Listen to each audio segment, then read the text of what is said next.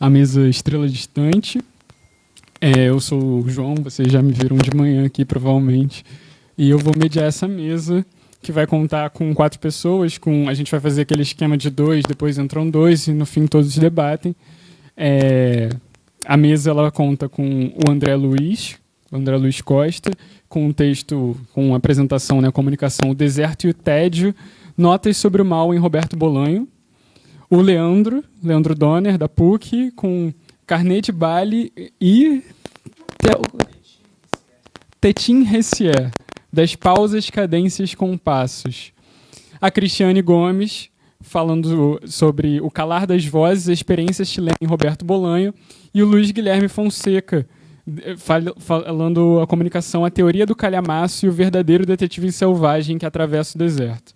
Para começar, a gente está aqui com o André Luiz e com o Leandro. Eu vou fazer uma breve apresentação deles e depois passar a palavra. O André Luiz Costa, de Porto Alegre, formado em letras pela FAPA e mestre em escrita criativa pela PUC do Rio Grande do Sul. É autor do livro de poemas Ciclo Neon, publicado em 2021 pela editora Bestiário, em parceria com o professor Norman Roland Madarais. É co-organizador do livro Deleuze e Guattari, A Escrita e a Literatura na Imanência da Velocidade, publicado em 2018 pela editora FI. Atualmente é pesquisador e doutorando no Programa de Literatura e Cultura e Contemporaneidade da PUC do Rio de Janeiro, onde desenvolve a tese sobre o escritor argentino Ricardo Piglia e os diários de Emílio Renzi. Já o Leandro é mestre em Literatura e Cultura e Contemporaneidade pela PUC do Rio e atua profissionalmente nas áreas de música, audiovisual e literatura. Sua pesquisa atual se debruça sobre as narrativas latino-americanas, observando diferentes linguagens e possibilidades criativas, a exemplo de uma interface entre os campos literário e musical. É sócio-diretor da Gafanhoto, com a qual realiza produções artísticas, audiovisuais e de comunicação. Cursou arranjo musical na Unirio e atua como produtor musical e compositor de trilhas sonoras. É diretor musical, arranjador, guitarrista e vocalista do Bloco do Sargento Pimenta. Seu primeiro romance encontra-se em fase de preparação. É isso, gente. Obrigado a todos que voltaram, né? Depois do almoço é sempre mais difícil estar concentrado para ouvir as falas. E a todos que chegaram agora, sejam muito bem-vindos. Vamos, então, continuar o nosso papo com o Bolanho, lembrando que a gente está aqui num momento também de celebração, né? Roberto Bolanho faria 70 anos esse ano, então essa é uma forma da gente celebrar também, né? A gente está aqui falando, pensando, trocando, mas muito pautado nessa ideia de um evento que também é, de alguma forma, em algum nível festivo. Então, espero que todo mundo se sinta muito confortável, muito à vontade para falar, para comentar, para debater. E é isso, vamos lá. Eu vou passar a palavra, então, pro André.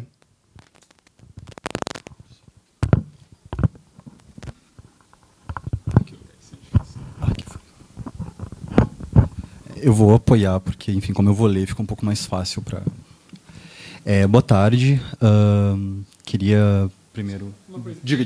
Desculpa, a última coisa. É que tem uma lista de presença, se alguém quiser assinar, não sei se todo mundo assinou, mas, enfim, vai estar passando por aí, só isso. E vai ter um sorteio, né? E tem um sorteio no final, então, quem quiser assinar. Menos para professor universitário, isso é só para aluno. Professor não vai ganhar livro. Quem quiser participar daquela parada do filme, coloca um Fzinho no final do nome, assim. Sim. Explica de novo o que é que a gente chegou. A gente está com a proposta de, no próximo ano, fazer a filmagem da leitura da segunda parte dos Detetives Selvagens. A proposta que a gente vai elaborar com o João Guieda, para a partir do ano que vem reunir pessoas que façam a leitura e a gente vai filmar. E quem quiser participar, coloca um Fzinho, assim, no final do nome, para a gente poder entrar. A gente precisa de 53 pessoas, porque claro, a gente já conta, né? A gente precisa de umas 50 pessoas para filmar cada um lendo uma dos relatos parte do meio dos Detetives Selvagens, que a gente vai juntar tudo, fazer uma espécie de filmagem geral do meio do livro. É uma ideia meio doida aí, né? Mais doido. Pois é. Isso.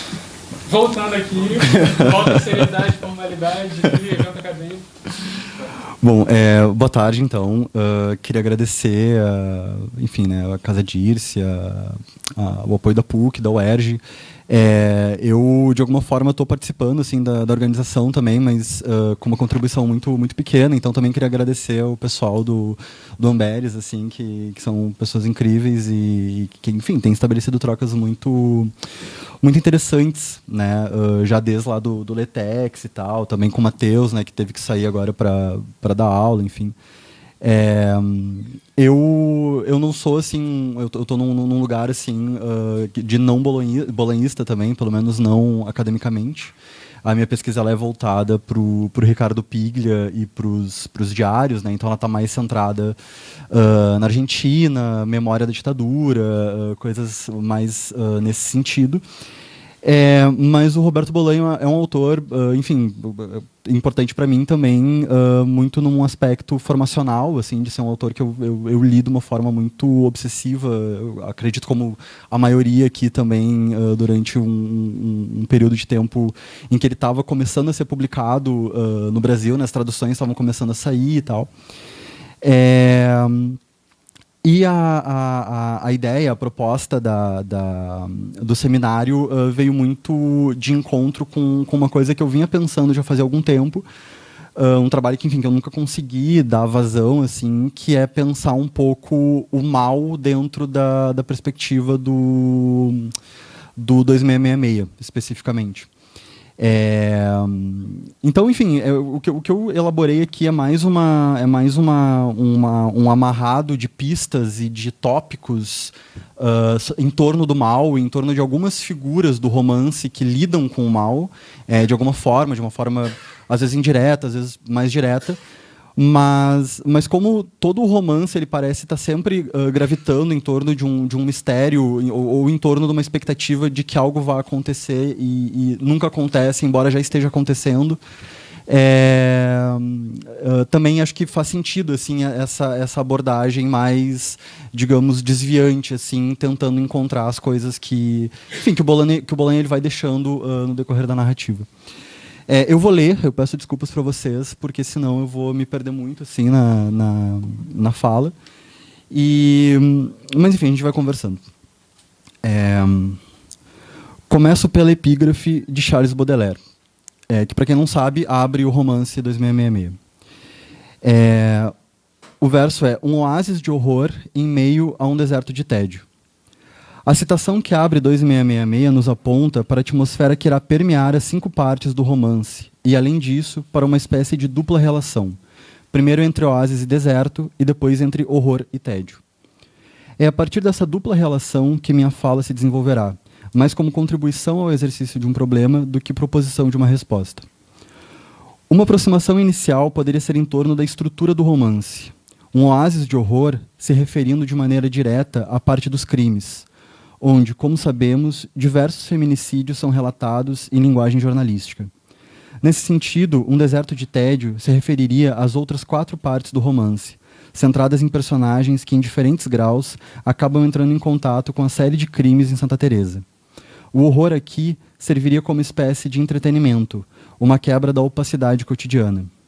Encontramos eco dessa aproximação em um texto do próprio Roberto Bolanho, chamado Literatura mais Doença igual Doença, onde o autor comenta o poema de Baudelaire, de onde a epígrafe é tirada. Esse texto ele está naquele livro que vai ser traduzido agora, vai ser a tradução oficial, né, que é o Gáudio Insofrível. Essa tradução ela é minha, eu quis poupar vocês do constrangimento de ouvir a minha pronúncia em espanhol, assim. Então não é a tradução oficial. Mas é um texto muito interessante, assim, que ele vai relatando a doença em relação a diversos tópicos envolvendo a literatura. E ele faz uma análise inteira desse poema do Baudelaire, que se chama A Viagem, e, enfim, especificamente desse verso, né, que, enfim, que acaba virando a epígrafe e tal, e que, de alguma forma, realmente revela alguma coisa sobre o romance já. A citação, então, do Bolanho é a seguinte: em meio a um deserto de tédio, um oásis de horror. Não há diagnóstico mais lúcido para expressar a doença do ser humano na modernidade. Para sair do tédio, para escapar do ponto morto, a única coisa de que dispomos, e nem dispomos de maneira tão fácil, pois também isso requer um esforço, é o horror, quer dizer, o mal. Um oásis sempre é um oásis, principalmente se você sai de um deserto de tédio. Em um oásis se pode beber, comer, curar-se das feridas, descansar, mas se o oásis é de horror, se apenas existem oásis de horror, o viajante confirmará, dessa vez com certeza, que a carne é triste, que chega um dia em que todos os livros foram lidos e que viajar é uma miragem. Hoje, tudo parece indicar que há apenas oásis de horror, ou que a deriva de todo oásis é em direção ao horror. A aproximação estrutural é válida no sentido de identificarmos por onde passam as linhas narrativas que Bolen está elaborando no romance, e em especial para, de partida, compreendermos a composição daquilo que Graciela Esperanza, em texto sobre a parte dos crimes, irá denominar Atlas Malsão de Criminologia. Esse livro da Graciela é muito interessante, eu descobri na disciplina do Carl Eric, que vai estar aqui falando também na próxima mesa, esse semestre, que se chama Atlas Portátil da América Latina, em que ela vai, mais ou menos assim, mapear vários escritores e artistas que são latino-americanos, mas que de alguma forma estão trabalhando no norte global, assim, na Europa, nos Estados Unidos, enfim. E tem 2 textos sobre o Roberto Bolanho, um focado na parte dos crimes, no 2666, e o outro que ela faz uma análise do Roberto Bolanho em relação ao surrealismo, né? Enfim, se alguém precisar desse livro para pesquisa, qualquer coisa assim, eu posso compartilhar. Então ela chama, né, a parte dos crimes, ela denomina como uma espécie de atlas malsão de criminologia. No entanto, para avançarmos na análise e amparados pela leitura de Esperanza, é necessário pontuar que a parte dos crimes se trata mesmo do núcleo narrativo de 2666. A sequência perturbadora e quase inesgotável de descrições detalhadas dos corpos encontrados atrai as outras partes autônomas do romance como uma espécie de redemoinho. Ou seja, os crimes não são o motor de 2666, mas justamente aquilo que provocará certa atração nos personagens. Lembro aqui da relação entre o título do romance e a noção de cemitério elaborada brevemente em Amuleto. E aqui eu cito Amuleto também em tradução minha.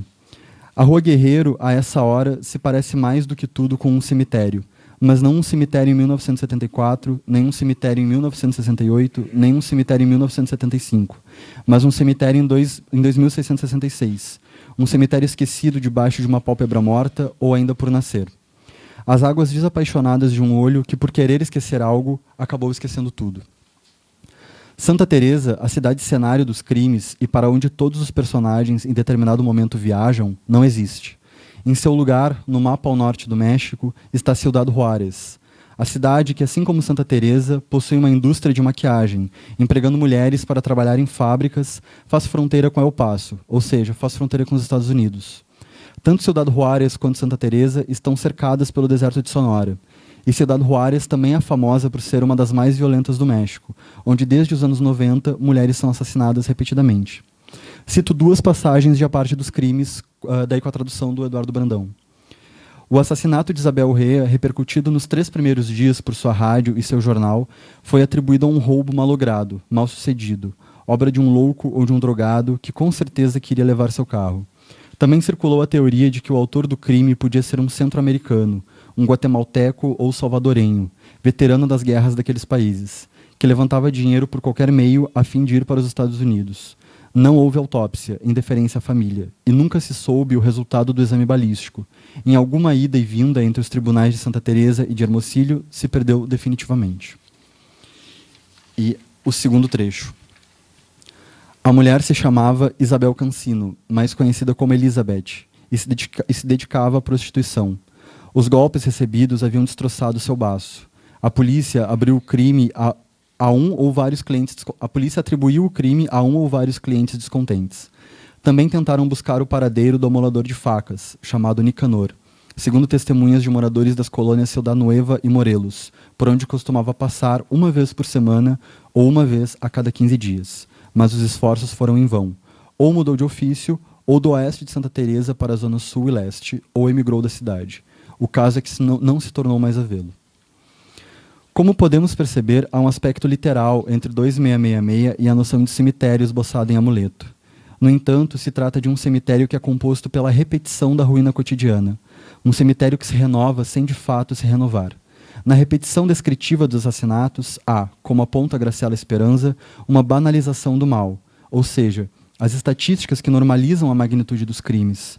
Assim, é possível pensar que o oásis de horror poderia se transfigurar no deserto de tédio, ou num outro tipo de deserto de tédio, onde, tão habituados às imagens de violência, às ruínas que alimentam o mal e ao mal que gera as ruínas, já não perceberíamos que deserto e oásis, horror e tédio, se tornaram uma coisa só. Ou, para citar Paul Valéry, citado por Carlos Drummond de Andrade em epígrafe ao Claro Enigma, os acontecimentos me entediam. É entre esse processo de retroalimentação e o mistério, ou seja, os suspeitos dos assassinatos desaparecem, deixando apenas pistas, e a ideia de mistério é fundamental para Bolanho, pois parece compor uma espécie de centro do redemoinho, para onde os personagens são atraídos e imediatamente expelidos, nunca obtendo respostas. É entre essa retroalimentação e o mistério que o autor constrói sua linguagem. Cito aqui trecho do artigo publicado pela pesquisadora Mariana Ruggieri, com o título Desterrar o Deserto, Miragens em Meio à Terra Arrasada.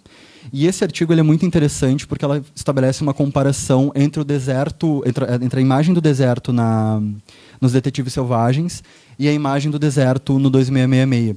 Né? Nos Detetives Selvagens, na leitura dela, tem uma perspectiva um pouco mais positivista, talvez, em relação ao deserto, a espécie de deserto voragem que ela denomina o deserto em 2666. É um artigo bem interessante, assim, um artigo muito bom. Então eu cito a Mariana Ruggieri. Ao tomar os rastros, as ruínas daquilo que não se encontra mais lá, ao incorporar os destroços como matéria constitutiva de sua escrita, Roberto Bolanho atravessa a terra arrasada, o horror e o tédio, à procura dos estilhaços que permanecem espalhados, semeando a terra, pois sabe que elas conservam também vestígios da implosão linguística e apontam outras construções possíveis. Cito o texto da pesquisadora também com interesse na perspectiva de leitura que adota ao analisar 2666, a perspectiva de terra arrasada. Está claro o vínculo com o longo poema de T.S. Eliot, The Wasteland. No entanto, Ruggieri estabelece uma diferença crucial entre ambos. Ao contrário do que é mostrado no poema eliotiano, em 2666 não é a guerra responsável por tornar a terra estéril e produzir seus escombros. No romance de Roberto Bolanho, é justamente a repetição do horror. Horror aqui já transfigurado em cotidiano, que esteriliza a terra, tornando o deserto, como apontado pelos críticos da primeira parte e mencionado por Ruggieri, uma espécie de flor carnívora. Gostaria de pensar a essa altura do texto, e ainda considerando o trecho citado anteriormente, de literatura mais doença igual a doença, em Oscar Amalfitano, que é o personagem da segunda parte do romance. Assim. Nesse personagem, acompanhamos o desenvolvimento daquilo que ele mesmo chama de loucura e que é também paranoia. Uma paranoia produzida pelo medo. É curioso como Amalfitano parece ecoar a epígrafe de Chamadas Telefônicas, uma frase de Chekhov que diz: "Quem melhor que o senhor pode compreender meu medo?" E aqui eu cito um trecho do Amalfitano. O sabor da água era diferente do sabor que tinha em Barcelona. Parecia, em Santa Teresa, muito mais densa, como se não passasse por nenhum tratamento. Uma água carregada de minerais com gosto de terra. Nos primeiros dias, adquiriu o hábito, que compartilhou com Rosa, de escovar os dentes 2 vezes mais do que em Barcelona, pois tinha a impressão de que os dentes escureciam como se uma fina película de matéria surgida dos rios subterrâneos de Sonora estivesse cobrindo seus dentes. Eu acho curiosa a parte do Amalfitano, porque em diversos pequenos detalhes, assim, o mal, essa presença, ela vai surgindo sempre de uma forma indireta. Então, nesse trecho, que, enfim, está focado na parte da água, mas que tem a reiteração da paranoia por meio da pergunta que ele faz para a colega dele de departamento. Né? Ele trabalha na Universidade de Santa Teresa. E ele pergunta para a professora Pérez se ela percebe essa questão da água. Assim. E ela tem uma reação meio surpresa, como se ele tivesse, de fato, começando a enlouquecer, e a questão da água não fosse algo plausível ou, enfim, corrente entre os moradores da cidade e tal. E ele tem essa comparação muito forte com Barcelona, porque, enfim, ele era professor da Universidade de Barcelona, acaba o contrato dele, ele vai dar aula na Universidade de Santa Teresa, né? Então ele tem essa... E, enfim, né, é abandonado pela esposa e tal, ele tem uma história bem interessante, assim, uma parte curiosa. Mas essa comparação, assim, entre a vida anterior em Barcelona e a vida presente em Santa Teresa, ela se dá, enfim, por meio desses aspectos de que, bom, lá parece que não existiu o mal, enquanto aqui ele está permeando sempre o cotidiano. Eu retomo. Conforme avançamos na história de Amalfitano e em sua mudança para Santa Teresa, percebemos que o mal se manifesta em detalhes, como na água ou nas casas em processo de degradação de seu bairro, de onde ele imagina os proprietários sairão às pressas, sem tempo para vender suas propriedades. A certa altura, Amalfitano chamará Santa Teresa de cidade infecta e dirá que a sua loucura é contagiosa. Mesmo seu trabalho na universidade está colocado sob essa lente paranoica. Aí aqui eu cito o Bolanho. A Universidade de Santa Teresa parecia um cemitério que imprevistamente se pusera em vão a refletir. Também parecia uma discoteca vazia. Mais uma vez surge o cemitério e a noção de esterilidade da terra. No entanto, gostaria de chamar a atenção para 2 trechos breves da parte de Amalfitano. E aqui eu cito os 2 trechos. Amalfitano deixou a filha na frente do espelho do banheiro e saiu de novo ao jardim devastado, onde tudo era de cor marrom clara, como se o deserto houvesse se instalado ao redor de sua casa nova. E o segundo trecho. Muros com cacos de vidro, pensou Amalfitano, o medo dos proprietários de visitas indesejadas. O sol da tarde se refletia nas arestas dos cacos quando Amalfitano retomou o passeio por seu jardim devastado. Sublinho com interesse as 2 ocorrências de jardim devastado e destaco o trecho, narrado logo após a mudança de Amalfitano para Santa Teresa, em que o personagem repara na cor da terra e tem a impressão de que o deserto se instalou ao redor de sua casa. Me parece que aqui seria possível, embora necessitasse de análise diferente da que venho fazendo, ler o Jardim de Amalfitano como microcosmo paranoico de Santa Teresa, um microcosmo da terra devastada, onde, ao pendurar nas cordas de roupas o tratado geométrico e ir observá-lo todas as noites, o professor chileno sente o mal pairar, nos muros de cacos de vidro, sim, mas também na impressão de que está sendo constantemente vigiado. O deserto impregna sua casa, o horror e a loucura são contagiosos, e embora Amalfitano tema pela segurança de sua filha, que ao sair de casa sempre entra em um carro desconhecido nunca visto pelo pai, tudo o que pode fazer é dar aulas na universidade durante o dia e observar o tratado geométrico durante a noite, sentindo constantemente que algo está por acontecer, algo que, no entanto, já está acontecendo. Isso, obrigado.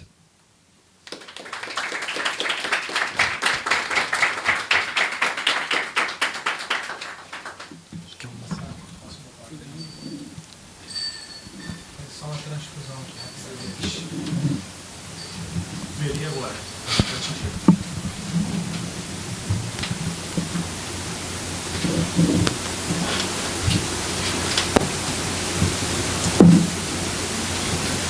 A gente estava fazendo uma pesquisa na lista, se as pessoas priorizarem o 2666 ou o Detetive Selvagem, mas ninguém respondeu. Foi? Depois a gente faz na enquete do Instagram. Foi? Por favor, a gente começou a falar, mas você acabou ajudando a parar.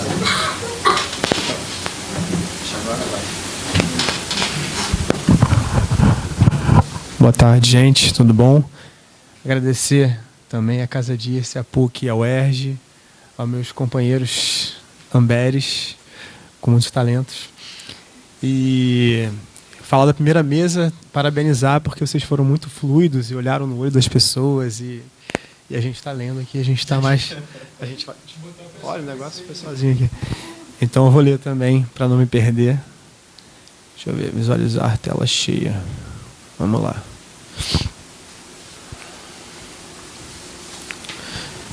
Carne de baile, tetim, se é, das pausas, cadências, compassos.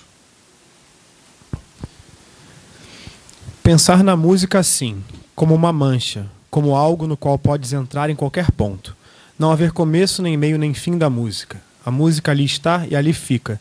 E és tu que entras e sais quando teu corpo exige ou já não suporta. Quem determina o início de uma música não é a música, ela mesma, mas a decisão de quem escuta. A música, ela mesma, é uma mancha sonora, uma forma ritmada de ocupar espaço auditivo. Espaço que não é medido da mesma maneira que o espaço dos corpos materiais. Mas há um espaço auditivo, um sítio, uma área, um retângulo, para onde entram os sons. E se a esse retângulo chamares tempo, não falhas por muito, mas falhas. Não é exatamente no espaço do tempo que a música existe e avança. O tempo não se vê, nem se ouve, nem se toca. É, portanto, coisa invisível e muda, sem cheiro ou sabor. É o nada, sem volume nem forma. esse nada que nos esmaga e domina. Gonçalo Tavares. Quando me recomendaram a leitura do conto Carnê de Baile, que faz parte da coletânea Putas Assassinas, me foi oferecido como atrativo, antes de qualquer outro aspecto, um resumo sobre sua forma. Assim me contaram. O conto é escrito numa sequência de números, como se fosse um carnê de baile, sabe? Aquele aparelhinho que vai contando as pessoas que entram na boate. Entrou um, clique. Entrou mais um, outro clique. Acreditei na explicação e nunca me perguntei o que seria efetivamente um carnê de baile, se é que haveria outro significado. A curiosidade vagueou para a seguinte imagem. Um leão de chácara das letras, de prontidão no pórtico do ambiente controlado da literatura, oferecendo a cada entrante um parágrafo, um verso curto ou longo, um punhado de vírgulas, um papel de gramatura gostosa, marcando cada entrega com um clique, operando um metrônomo narrativo a cada passante. A cada um que entrasse, após ter recebido a ração linguística que lhe coubesse, o aparato marcaria 23, 24, 25, 200. Com o furador, o leão de chácara marcaria cada comanda com uma daquelas bolinhas, furinhos. Talvez anotaria em seu topo um pequeno numerinho. Então, os aspirantes entrariam na música, a um ponto qualquer, como na penetração da mancha de Tavares. És tu que entras e sais quando teu corpo exige ou já não suporta. Assim, os corpos iriam adentrando os bailes de narrativas, como costumam entrar nas danças a meio caminho, no ponto que convém a quem escreve. E a ideia de marcar cada número, cada entrante, com certa regularidade, pontuava o pensamento de que tal marcação é um pulso musical, demarcação de compassos, metrônomo, ainda que irregular.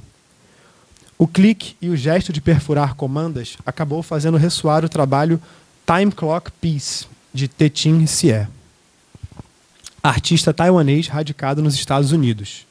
Um artista que nasceu mais ou menos na mesma época de Bolan, em 1950, morou 14 anos ilegal nos Estados Unidos, e a gente vai falar um pouquinho sobre ele também.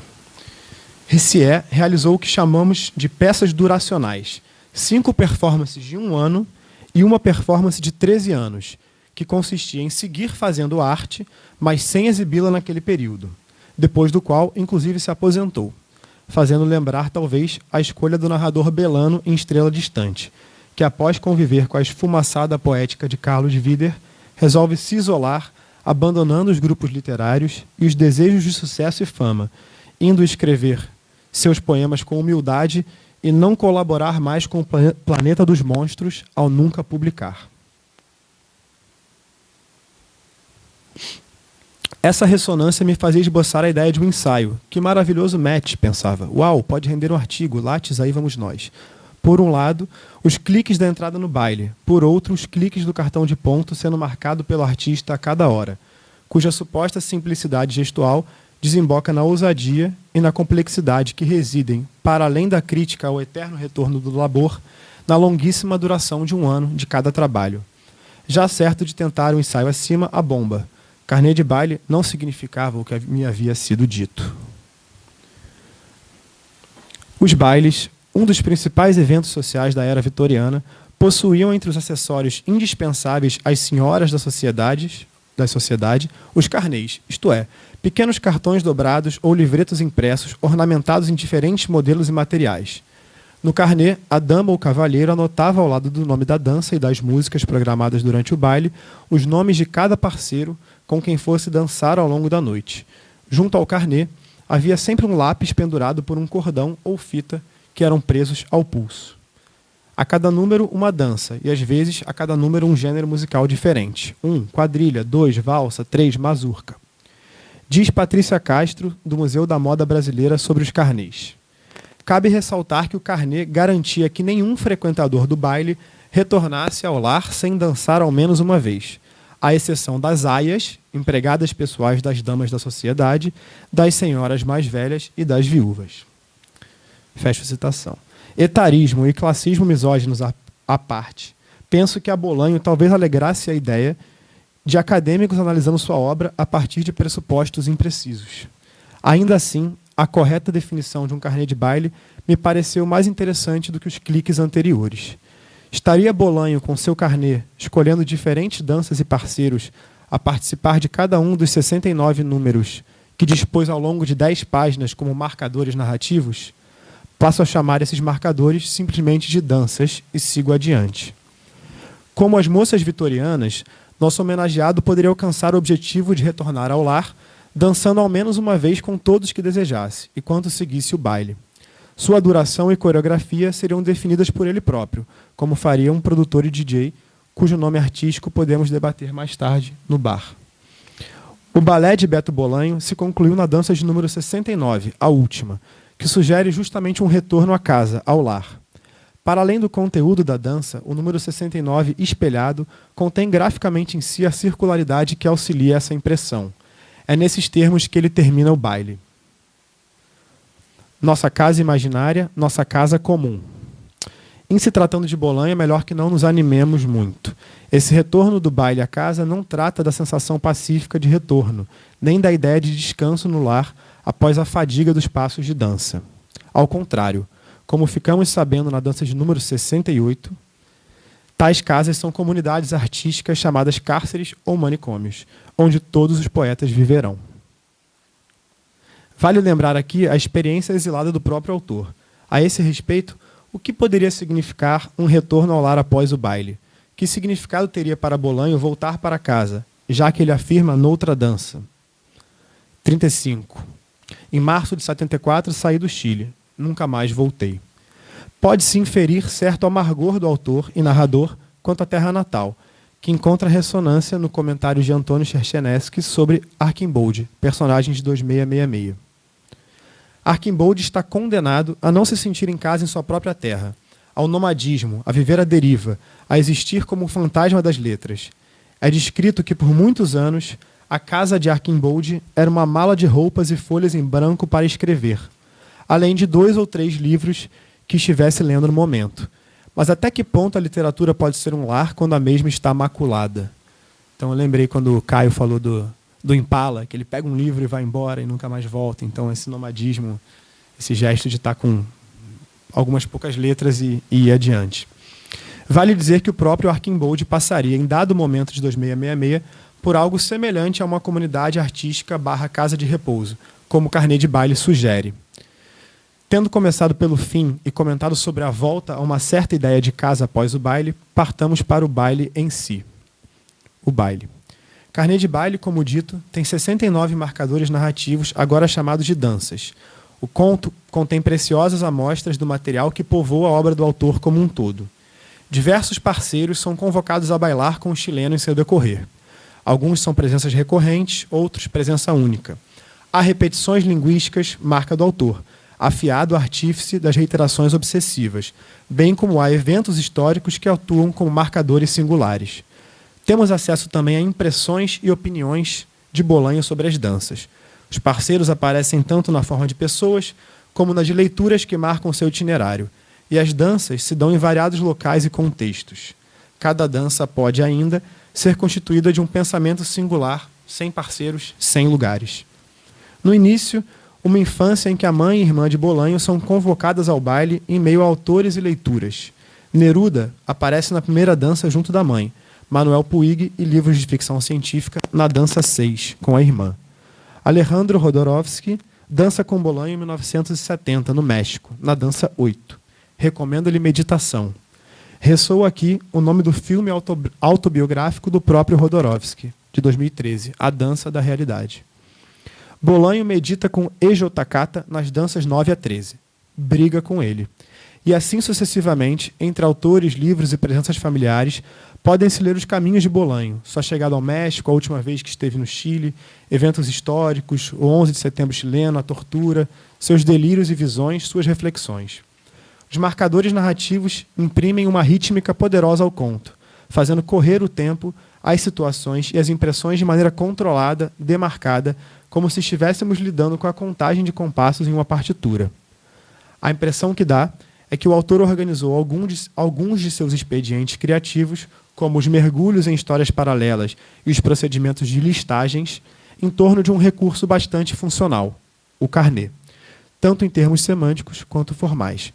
E o efeito estético é o de nos deixar espreitar pela vertigem de suas vivências numa sequência de leitura frenética, porém organizada. Vale dizer ainda que a passagem do tempo norteia o conto quase à moda de um diário. Há enunciações que marcam anos, 1961, 62, 68, 70, 73, 74. Mas há também formas mais poéticas de demarcação temporal, que dispensam datas, sobretudo ao início e ao fim do baile. Na primeira dança, a infância, com uma mãe que lia Neruda para nós. Nas últimas danças, o parco otimismo sobre o futuro. 67. Quando nossos nomes não significarem mais nada, seu nome continuará brilhando, continuará pairando sobre uma literatura imaginária chamada literatura chilena. Seu nome se refere a Pablo Neruda, parceiro presente do início ao fim do baile, a quem Bolanho tira para dançar a cada poucos números, nos mais diferentes contextos.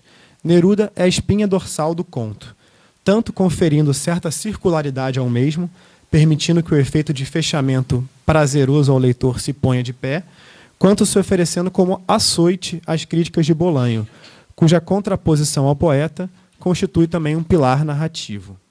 Desconfio, inclusive, que o objetivo de narrar aspectos biográficos, e mesmo sua prisão ali pela altura das danças centrais, 33, 34, é tão relevante quanto o objetivo de tecer uma crítica pesada ao poeta canônico. É Neruda quem acompanha os ouvidos da infância de Bolanho no Chile, suas certezas adolescentes no México, o conjunto de fantasmas que o assombram junto ao nome de alguns ditadores e o futuro desolador imaginado nas últimas danças. O fragmento Neruda é evocado com audível recorrência, tornando-se um claro leitmotiv ao longo do conto. Tal reiteração obsessiva gera efeito estético pela recorrência, mas também pela variedade do tratamento dado ao motivo Neruda. Assim, ele aparece como livro, como morte, como adjetivo nerudiano, como assunto de discussão, como fantasma. Há ainda um uso peculiar da pontuação em algumas de suas aparições. Sobre essa presença constante no conto, comenta Schneider Carpegiani. O mito de Neruda passa a ser desconstruído ao longo do conto. Neruda é, a princípio, o autor canônico que imprime respeito, mas ao mesmo tempo em que lança uma sombra opressora para as novas gerações. Precisa desconstruí-lo, transformá-lo num Neruda que nunca existiu, para só assim lidar com a força de seu mito. No decorrer do conto, Neruda vai trocando de pele, despindo sua própria mitologia, ou mesmo sendo obrigado a despir sua própria mitologia, tornando-se uma espécie de stripper da história. Ou seja, acaba por se aproximar dos jovens vagabundos e guerrilheiros, escritores sem uma obra constituída, que acreditam que a vida por si só é uma forma de fazer literatura. Bolanho comete uma espécie de parricídio do escritor oficial de seu país. Transforma-o no símbolo maior do Chile vazio pós 11 de setembro, um tempo em que os grandes mitos perdem o sentido. Neruda, aquele do 1 milhão de livros vendidos, não tinha mais lugar ali. Sua necessidade de parricídio é compreensível. Fecho a citação. Na dança 23, confirma-se tal parricídio. 23. Mas é preciso matar os pais. O poeta é um órfão nato. Carpegiani sugere que, em meio ao baile, Neruda vá trocando de pele, camuflando-se como um parceiro diferente a cada dança. Sugere também que, por fim, resta um Neruda despido, transformado num stripper da história. É somente pela visão crítica de Bolanho, entretanto, que se pode enxergar um Neruda diferente a cada dança.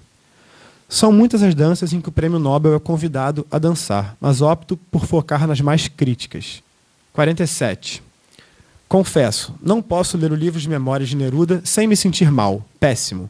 Que acúmulo de contradições, que esforços para ocultar e embelezar o que tem o rosto desfigurado. Que falta de generosidade e que pouco senso de humor. Já na dança seguinte, delírios do narrador o faziam ver Hitler e Neruda no corredor. 48. Houve uma época, felizmente já passada da minha vida, em que via Adolf Hitler no corredor de casa. Hitler não fazia nada mais do que andar para lá e para cá no corredor, e quando passava pela porta aberta do meu quarto, nem sequer olhava para mim. A princípio eu pensava que era, o que mais poderia ser, o demônio, e que a minha loucura era irreversível. 49. 15 dias depois, Hitler se esfumou, e pensei que o próximo a aparecer seria Stalin, mas Stalin não apareceu. 50. Foi Neruda quem se instalou no meu corredor. Peço a permissão de me conduzir a algum tipo de final por meio de fios soltos que pretendo amarrar em algum futuro. A partir de uma oportuna ressonância entre significantes, nos conduzimos do carnê para as carnes, dos corredores de Bolanho aos corredores de supermercado, de onde pastam os minotauros, de Joca Rainer Sterron. Enquanto um touro é içado ao alto para que prossiga seu baile imaginário, O narrador nos avisa que seu abate não dura mais que 3 minutos, que a dança dos cascos e facas e mecas e máquinas correm, e muito. Enquanto a maior parte dos capítulos avisam que a trama se passa em um único dia, por vezes também voltamos séculos no tempo, a um ritual sacrificial dos tempos romanos, o Taurobolium, por exemplo. O tempo presente é o tempo verbal predominante, ainda que o autor tenha dito no passado recente, em suas oficinas de escrita, que não recomenda tal escolha. Até que pousa na página a coreografia dos carrinhos de mercado e as mãos da criança capturam ligeiras as bandejinhas de isopor. Zupt, lá vai um filhote trazendo jantar. E no mesmo beat, o breve parágrafo vai do abatedouro à carteira, que mesmo em sua condição de carteira não batida, nos conduz nos corredores do mercado ao sentimento de falta de notas físicas que em muito pouco se assemelham às musicais, nos conduzindo à insuficiência e à impermanência cotidianas. 2 dias, do abatedouro à mesa de jantar, agora correndo em apenas 6 linhas, até que na página 34 ressoam os corredores de Bolanho e os corredores dos mercados, e Joca Terron reitera o corredor da morte, 1, 2, 5 vezes na mesma página. Listam-se os bois que o percorrem, a palavra touro aos borbotões brotando a cada parágrafo, o gado linguagem que percorre o curral em forma de caracol. Ressoando a única fuga possível daquele abatedouro, a fuga embutida na forma de linguiças, que o autor havia citado poucas páginas antes. Joca, jocoso, nos lembrando do tempo do humor, fio solto, embora bastante bolaniano, que deixo para outra ocasião. Conclui-se a página com choros e risos de bebês e crianças, outro tipo de brevidade vital que se impõe a quem porventura habite esse tipo de convívio. Até que na página seguinte, a duração expira pelos poros de cada linha, contando 382 bois e 2.000 litros de água para lavar o sangue escorrido de cada um. A sirene finalmente toca, indicando uma pausa. Os maços de cigarro dançam para fora dos bolsos, como nas variadas danças de tabaco que Júlio Ramon Ribeiro evoca tão bem no primeiro conto de Ausente por Tempo Indeterminado. To be held for a long time, essa indeterminação que alivia e consome, a forma da partitura aberta, sem os compassos de carnê de baile, deixando fluir a quinta justa, ali desenhada por Lamotte Young, do nome que ressoa a juventude, do pouco tempo transcorrido, do muito tempo por vir. No pasto dos minotauros, é meio-dia da última segunda-feira útil do ano. O tempo do cárcere do boi, o tempo do cárcere do cão, o personagem. Sua reclusão forçada, que conduz à leitura, que conduz à reflexão. O cão lembra de suas grades e nos lembra de encerrar o baile de significantes, nos levando de volta à prisão de Bolanho e à Cage Piece de Rissier, citada apenas visualmente na capa dessa comunicação. Ele mora 1 ano, por escolha própria, dentro de uma gaiola. Essa foi a segunda obra dele. Peço perdão pelo trocadilho para ir da Cage Piece a John Cage. Mais um fio solto e sonoro, tentando desengaiolar o movimento circular, enquanto abate-se agora mais do que o quarto de hora que me cabia, me jogando nos braços e cintura do mesmo parceiro com quem comecei essa dança. O labirinto, atrasando o que vem de fora, dá tempo para que o cérebro se prepare para a chegada do som. O labirinto é a forma simbólica de preparar e digerir. E eis então 2 formas possíveis de ouvir música. O ouvinte que escuta em linha reta e o ouvinte que escuta respeitando a forma com muitas curvas do ouvido. Esse é o ouvinte paciente, sem pressas. O outro é surdo. Segue o baile. Obrigado.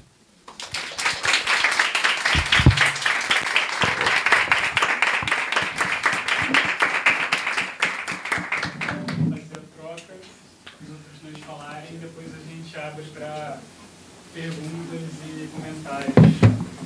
Bem rapidinho, fazer a substituição.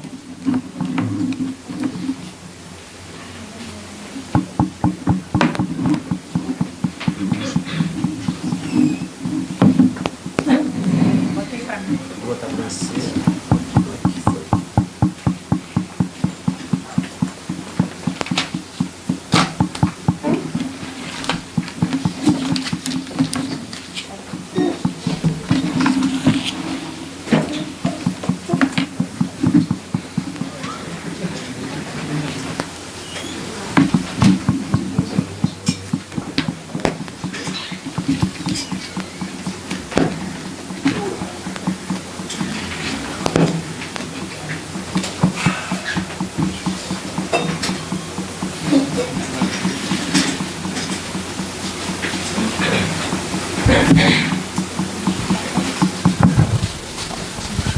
Claro, só um segundo.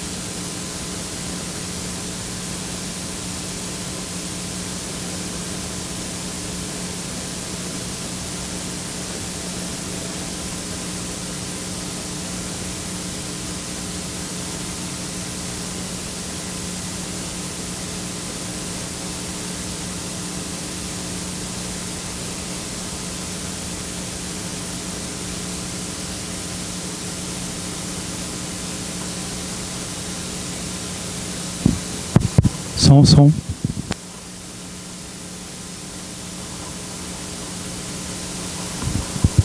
Tá bom, obrigado, Nicolas. Bom, eu vou apresentar então a Cristiane e o Luiz Guilherme. E depois a gente continua e depois a gente abre para conversa e perguntas. Bom, a Cristiane é graduada em História pela Universidade Federal do Estado do Rio de Janeiro e graduação em andamento em Letras, Português e Literaturas pela Universidade Federal do Rio de Janeiro. Tem experiência na área da História, com ênfase em História Cultural, e na área de Letras, com ênfase em Literatura. Atuou como bolsista do PIBID de 2018 a 2020 e como bolsista de monitoria acadêmica pelo Departamento de Ciência da Literatura pela Faculdade de Letras da UFRJ de 2020 e 2021. E o Luiz Guilherme Fonseca, é escritor, tradutor e pesquisador, doutor em Literatura, Cultura e Contemporaneidade pelo PPG-LCC da PUC-Rio, traduziu o Tratado de Incetologia, novela de Ariel Lupino e Uma Lenda de Botafogo, de Francisco Magalhães. Eu vou passar a palavra para eles continuarem a nossa mesa e depois a gente volta e, enfim, dou a palavra para vocês. Vocês já sabem como é que funciona. Olá, gente, boa tarde.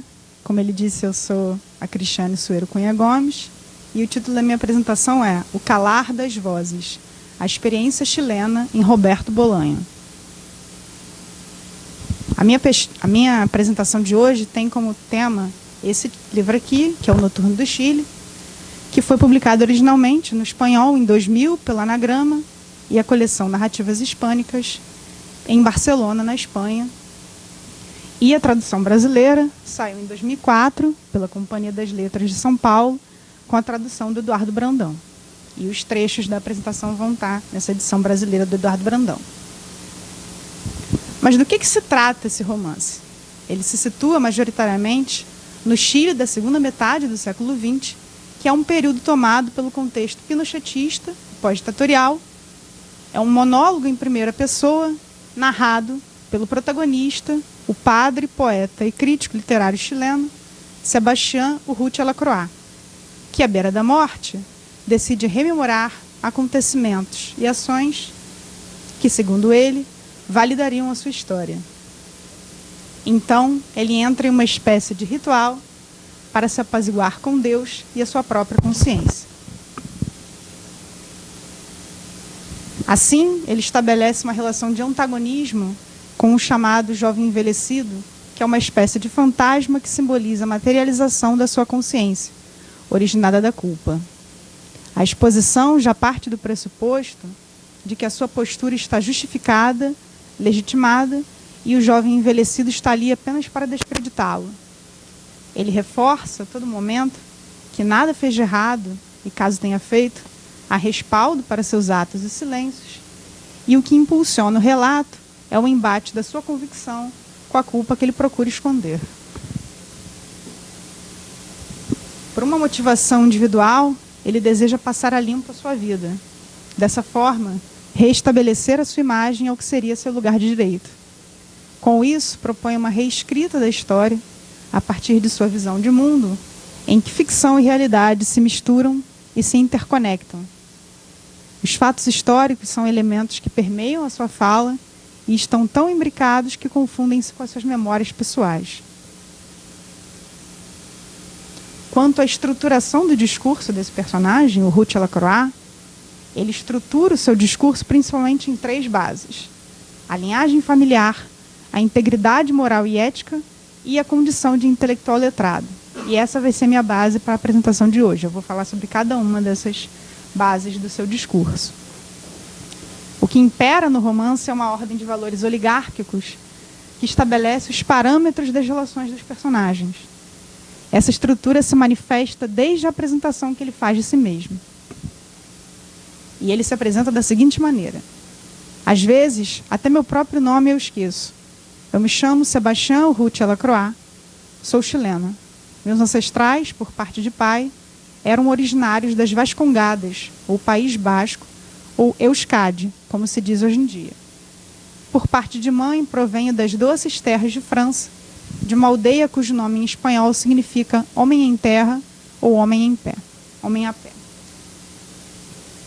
Quanto à linhagem familiar, ele se nomeia no limite do esquecimento e logo depois institui a sua origem familiar. O lado paterno é basco, o Rutia, e o materno é francês, Lacroix. Ao evocar a sua linhagem, instala-se como um sujeito que valida-se a partir de cânones oligárquicos, tendo a América Latina como ponto de fuga. Logo, esta característica é primordial para compreendê-lo e, com efeito, configura a construção da sua personalidade. A partir dela, podemos mapear o seu discurso e amparar a sua visão de mundo, que orienta a sua perspectiva e, em certa medida, explica por que age de tal modo e não de outro. Ao estabelecer um vínculo de parentesco com a Europa, diferencia-se quanto à sua posição social do resto do país, o que transparece uma noção de superioridade de sua família diante do povo chileno. Não só afirma de onde vem, mas frisa a ancestralidade por meio de um nome antigo, em comparação de como esse lugar é conhecido no presente. O Rutia enxerga-se como diferente de muitos que o cercam. Diz amar o Chile, entretanto sente repulsa pelo que é nativo do país. Desqualifica o popular ou aspectos relacionados aos estratos mais pobres do país a todo momento. Em vários episódios da trama, sua geriza transparece, como com os camponeses da fazenda de Farrell, que é um outro personagem do romance. Eles são feios, provocam nojo, não produzem um discurso coerente. Até suas atitudes, como caminhar ou a imobilidade, são incoerentes para ele. E aqui eu trago um trecho desse episódio com os camponeses da fazenda do Farrell. O Rutia diz o seguinte: lembro-me de tê-lo encarado.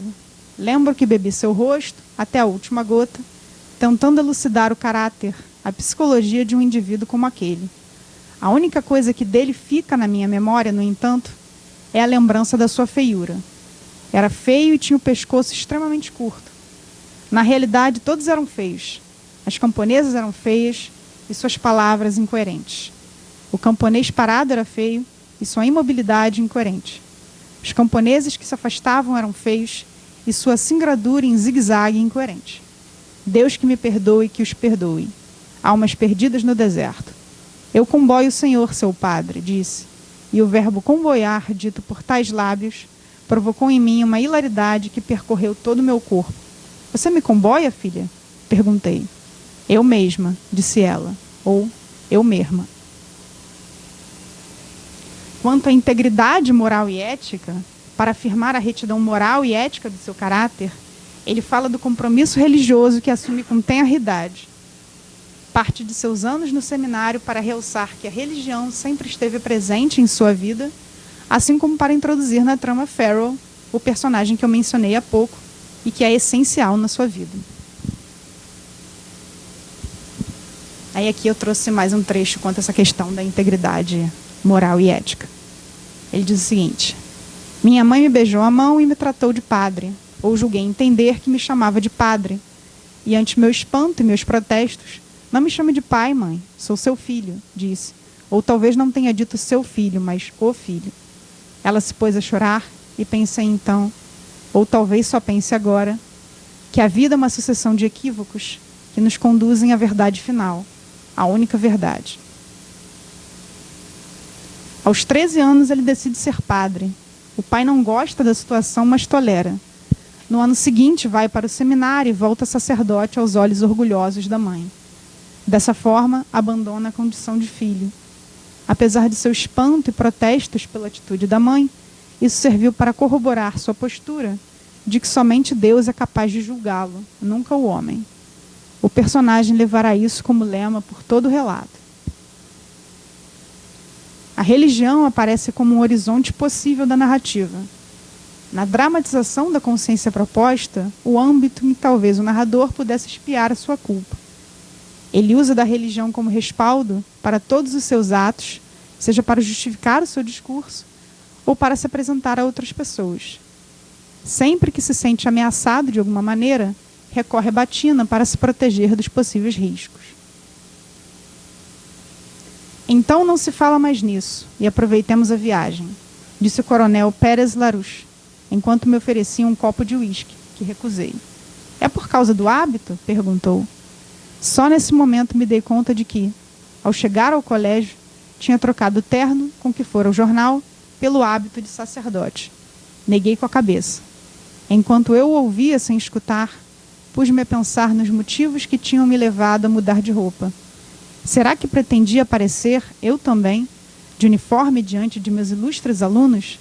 Será que temia alguma coisa e a batina era minha trincheira diante de um perigo certo e indiscernível?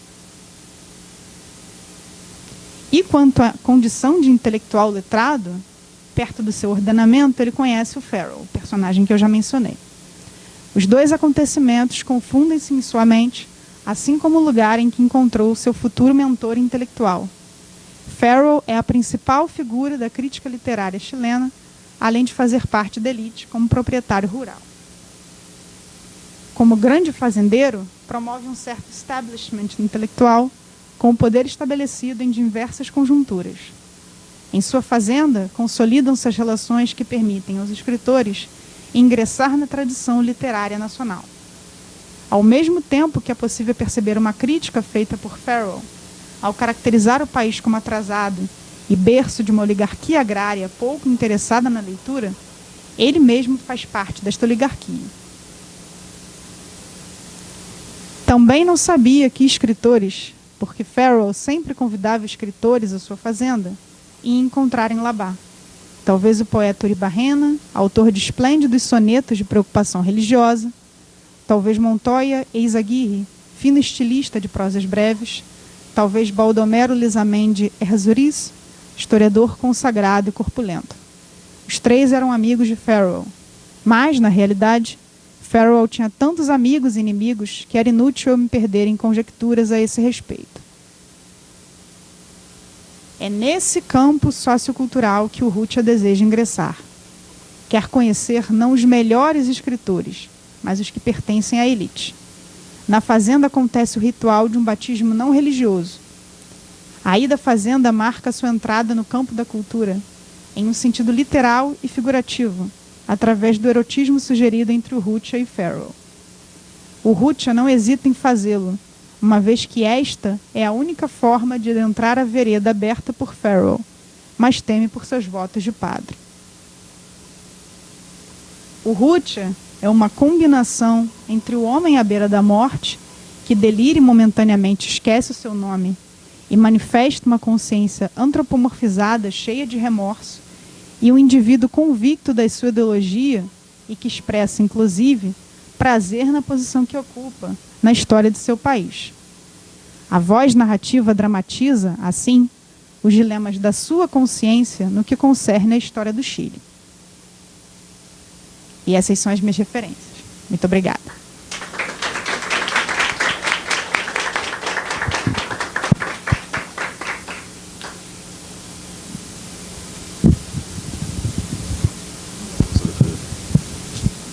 Bem, queria dizer primeiro que é uma alegria estar aqui com vocês, uma alegria muito grande fazer parte desse evento inaugural do Grupo Amberes, esse grupo de pesquisa em literatura latino-americana do qual eu faço parte.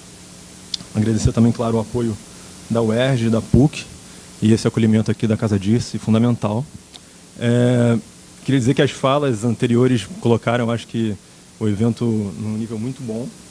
E eu nunca pesquisei Bolanho exatamente como acadêmico. Tenho mais uma leitura afetiva de mais de 10 anos sobre ele. Enfim, um escritor muito importante para a minha formação enquanto leitor e também para o que eu entendo sobre literatura.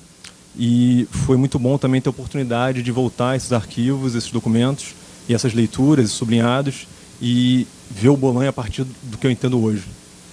Claro que num evento como esse também eu vou acabar repetindo algumas citações, era esperado, sobretudo feitas pelo André. E o que eu tenho para apresentar aqui, na verdade, é mais ou menos um conjunto de notas meio desajustadas para uma possível pesquisa por vir. E também vou propor uma leitura paranoica. Espero que vocês confiem em mim, que eu acho que eu vou chegar em algum lugar em algum momento. Bem, numa das inúmeras cenas de 2666, o professor Oscar Amalfitano, entre um pensamento e outro, dando uma aula de maneira quase automática para seus alunos, tem os pensamentos de repente capturados por uma imagem luminosa. A farmácia que costumava ir quando precisava de um remédio para a Rosa, sua filha. No período que ainda morava em Barcelona. O balconista era um farmacêutico adolescente, muito magro, que estava sempre às voltas com um livrinho. Aquela visão agradava ao Amalfitano. Numa noite, entretanto, enquanto o farmacêutico procurava um remédio na estante às suas costas, Amalfitano, sem ter o que fazer, perguntou de que livros ele gostava e que livro em especial estava lendo no momento. Sem titubear e também sem se virar um instante sequer, o farmacêutico disse que gostava de livros como A Metamorfose, Bartleby, Um Coração Simples, Um Conto de Natal, e que agora estava lendo Bonequinha de Luxo, do Capote. Para Amalfitano, cabisbaixo, o gosto do nosso farmacêutico era revelador. Preferia a obra menor à obra maior. Lia Metamorfose em vez do Processo, escolhia Bartleby, mas nunca Moby Dick, apreciava Um Coração Simples sem nunca ter tocado em Beauvoir e Pécuchet. Preferia, em suma, segundo o pensamento de Amalfitano, o exercício perfeito dos grandes mestres. Abro aspas. Nem mais os farmacêuticos ilustrados se atrevem a grandes obras, imperfeitas, torrenciais, as que abrem caminho no desconhecido. Querem ver os grandes mestres em sessões de treino de esgrima, mas não querem saber dos combates de verdade, nos quais os grandes mestres lutam contra aquilo, esse aquilo que atemoriza a todos nós, esse aquilo que acovarda e põe na defensiva, e a sangue, ferimentos mortais e fetidez. Fecho aspas. Essa é uma citação muito conhecida de Amalfitano. Esse pensamento de Amalfitano, um dos personagens centrais de toda a obra de Bolanho, me parece, poderia servir, se não como sinopse, ao menos como carta de intenções do que seria a tal teoria do calhamaço, que é o título da minha fala, que eu não falei, que é a teoria do calhamaço, o verdadeiro detetive selvagem que atravessa o deserto. Algo que poderia ser descrito também como o ímpeto que determinados escritores possuem de embarcar em um projeto literário muitas vezes superior à sua própria capacidade como escritor, eu acho que isso é que é literatura, e, mais aterrador do que isso, superior à sua própria capacidade física de enfrentamento. São escritores votados de maneira romântica, talvez até ingênua, mas o que seria, né, da literatura sem essa combinação, votados à busca incessante por escrever uma literatura arrasadora, mítica, grande obra, e ao partirem nessa busca, como o Capitão Ahab perseguindo a imensidão branca, com frequência acabam fracassando. Inácio Echevarria, amigo editor de Bolanho, em sua nota à primeira edição de 2666, sublinha essa mesma passagem de Amalfitano com um jovem farmacêutico. Echevarria vai nos dizer que, abro aspas, Bolanho, ele próprio excelente contista e autor de várias novelas magistrais, sempre se jactou, uma vez que embarcara na redação de 2666, de se haver com um projeto de dimensões colossais que deixava bem para trás, tanto em ambição quanto em extensão, os detetives selvagens. Bem, esse projeto mastodôntico seria, nas palavras de Echevarria, animado por uma vontade de risco e possuiria uma insensata aspiração de totalidade. Uma aspiração de totalidade que me parece característica da literatura do século XX, em alguns escritores, mas uma totalidade de tipo aberta, centrípeta, estilhaçada, que aparece tanto em livros como O Arco-Íris da Gravidade, de Thomas Pynchon, quanto em Graça Infinita, de David Foster Wallace, para dar 2 exemplos norte-americanos, mas que talvez encontre verdadeiro eco entre escritores latino-americanos como Alberto Laiseca, Osvaldo Lamborghini e, surpreendentemente, até Juan José Saer. O argentino Alberto Laiseca, falecido em 2016 aos 75 anos, com mais de 10 livros publicados, se tornou, na última década, uma espécie de escritor mítico. De seus muitos livros, pelo menos 2 catatais se destacam. El Jardín de las Máquinas Parlantes, de 93, e Los Sórias, sua obra-prima, publicada em 1998. Luís Sórias narra uma epopeia desbordante de mais de 1.300 páginas que se passa durante o reinado mundial de 3 ditaduras. É um livro monumental que custou a Laiseca 10 anos dedicados à escrita e mais de 16 anos tentando publicá-lo. Vivendo de bicos e em meio à pobreza, como Bolanho durante a maior parte de sua carreira, Laiseca se dedicou obsessivamente à escrita de sua obra-prima, que mesmo depois de publicada passou praticamente em branco, ainda à espera de ser descoberta pelos leitores. Na apresentação do livro, Ricardo Pica nos diz que Los Soares pertence, abro aspas, à estirpe de livros que circulam de mão em mão com uma carta privada destinada a todo mundo, fecho aspas. Sobre Oswaldo Lamborghini, Bolanho escreveu um breve texto intitulado Oswaldo Lamborghini, Marte, que se encontra entre os textos compilados na edição de Entre Parênteses. Bolanho começa o seu texto dizendo, abro aspas, há textos que inspiram medo, medo de verdade. Mais do que livros, eles se parecem mais com bombas de relógio ou animais falsamente dissecados, prontos para pular no seu pescoço assim que você se descuidar. Só tive essa experiência em 2 ocasiões, fecho aspas. Isso teria acontecido com a leitura de La Assassina Ilustrada, de Henrique Villamatas, e com Tadez, a obra póstuma, inacabada, torrencial, enfim, monstruosa, de Oswaldo Lamborghini. A respeito de Tadez, Bolanho escreve que, abro aspas, não existe novela mais cruel. Comecei a lê-lo com entusiasmo, um entusiasmo que foi reforçado pela prosa original de Lamborghini, e meu entusiasmo ou minha inocência como leitor foi interrompida pela escrita do terror que me esperava. Sem dúvida, é o livro mais bestial, não consigo pensar em outra palavra, que li em espanhol neste século que está chegando ao fim. Fecho aspas. Tadez, me parece, assim como Los Soares, Laiseca, são exemplos de livros que se lançam nesse campo de batalha real de que falava Amalfitano, nos quais os grandes mestres lutam contra aquilo que atemoriza a todos nós. É claro que há muito de romântico nessa visão dos grandes combates, e é uma metáfora bélica recorrente em Bolanho. Bem, o Bolanho, depois de uma existência errante por toda a América Latina e parte da Europa, vivendo a maior parte do tempo, à margem do mercado literário e sua pompa, à margem mesmo da própria sociedade, aos 50 anos, com o fígado arruinado, um cigarro se esfumaçando eternamente entre os dedos médios, indicador da mão direita, posicionado em frente a um computador de aparência paleolítica, enfrentava sozinho, incapaz de sair vitorioso, um monstro com mais de 1.200 páginas. Tudo que havia feito antes disso teria sido apenas um exercício de esgrima, como dizia Amalfitano? Dentre a sua produção anterior a 2666 está, claro, Os Detetives Selvagens, romance poderoso o suficiente para fazer Juan José Saer, escritor argentino 16 anos mais velho do que ele, rever toda a sua obra e decidir também enfrentar um livro que estaria além das suas possibilidades físicas de composição. Para falar de Saer, no entanto, preciso dizer que a minha jovem leitura de Bolanho foi feita no momento de efervescência da internet, leitura compartilhada em blogs e fóruns com outras pessoas, escritores, pesquisadores ou meros leitores como eu, e que ficou na minha memória por muitos anos que Saer teria sido terrivelmente influenciado por Bolanho no fim de sua vida, influência que ficaria marcada em O Grande, livro póstumo e inacabado de Saer. Eu não encontrei prova dessa informação em nenhum lugar, mas antes apenas uma menção numa entrada no blog do Kelvin Falcão Klein, em 2010, ano em que provavelmente eu li essa postagem. E segundo Falcão Klein, Saer teria começado a escrever O Grande em 99, logo depois de ler Os Detetives Selvagens, que, como sabemos, havia recebido o prêmio Rômulo Gallegos poucos meses antes. Falcão Klein imagina, abro aspas, um misto de surpresa, deslumbramento, inveja e incredulidade que pode ter sentido Saer diante do livro, do autor e do prêmio. Elementos que ofereciam uma oportunidade completamente indesejada de repensar seu próprio percurso, sua obra, seu estilo, os livros que ainda desejava escrever. Fecho aspas.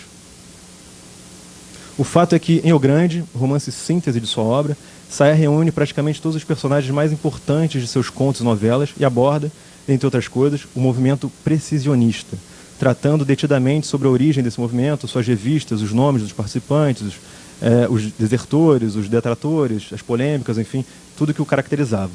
E é difícil não ver no precisionismo uma versão saeriana do real visceralismo de Bolanho. Em junho de 2005, no entanto, estando muito doente em Paris, depois de digitar a primeira frase do último capítulo do livro e de ter escrito à mão e sem revisão nenhuma o penúltimo capítulo inteiro, Saer também faleceu em um quarto de hospital. Parece que talvez seja importante pensar essa teoria do calhamaço também como esses livros que não se acabam, que não se terminam, né? Cujos escritores morrem antes. Bem, os livros de Bolanho costumam provocar uma leitura paranoica, seja por fazer alguns leitores buscarem relações entre a sua obra e a sua vida, como no caso de Os Detetives Selvagens, seja por fazer do leitor o verdadeiro tira que segue pistas falsas, dobra esquinas sem saída, persegue farelos de sentido, conectando personagens e eventos que transbordam de um livro para o outro. O caráter detetivesco de seus dois principais textos também parece nos conduzir a isso. Tanto na busca inicial de García Madeiro por Arturo Belano e Ulisses Lima, quanto na busca dos três pela poeta Cesária Tinarreiro nos Desertos de Sonora, ou a busca dos críticos por Arquimbolde, ou na busca de Fate por entender o que está acontecendo em Santa Teresa, ou na busca de Olegário Cura e tantos outros antes e depois dele pelos assassinos de mulheres. Esses movimentos, enfim, quase todos sem sucesso, parecem espelhar a busca do autor por escrever um romance descomunal.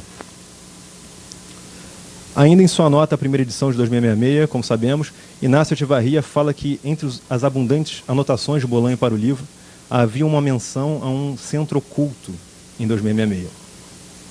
Um centro oculto que se esconderia sob o centro físico do livro. Como diz Echevarria, abro aspas, esse centro físico seria a cidade de Santa Teresa, fiel representação de Ciudad Juárez na fronteira do México com os Estados Unidos. Ali convergem, afinal, as 5 partes do romance. Ali ocorrem os crimes que configuram seu impressionante pano de fundo. Quanto ao centro oculto, não indicaria precisamente essa data, 2666, que ampara todo o romance? Fecho aspas. A data que dá título ao livro, como muitos sabem, aparece pela primeira vez em Amuleto, de 1999, livro narrado em primeira pessoa por Auxílio Lacouture, personagem que também aparece em Os Detetives Selvagens. Como na citação feita pelo André, né, em determinado momento da narração, Auxílio Lacouture segue Arturo Belano e Ulisses Lima pelas ruas do DF mexicano, enquanto a dupla está atrás do Rei dos Putos. Quando passa pela Avenida Guerreiro, a conhecida fala de Lacouture vai nos dizer que, abro aspas novamente, a Guerreiro, a essa hora, se parece mais do que tudo com um cemitério, mas não um cemitério de 1974, nem com um cemitério de 1968, nem com um cemitério de 1975, mas com um cemitério do ano de 2666, um cemitério escondido debaixo de uma pálpebra morta ou ainda não nascida, as aquosidades desapaixonadas de um olho que, por querer esquecer algo, acabou esquecendo tudo. Fecho aspas. Essa conhecida descrição feita por Auxílio sempre ficou na minha memória e na de vários leitores, claro, mas o que me chama verdadeiramente a atenção, mais do que a menção ao ano de 2666, é a descrição feita a seguir, isto é, e repito, um cemitério escondido debaixo de uma pálpebra morta ou ainda não nascida. A aquosidade desse olho que esqueceu tudo, que descansa sobre essa pálpebra morta ou não nascida, sempre me pareceu remeter a um olhar cego.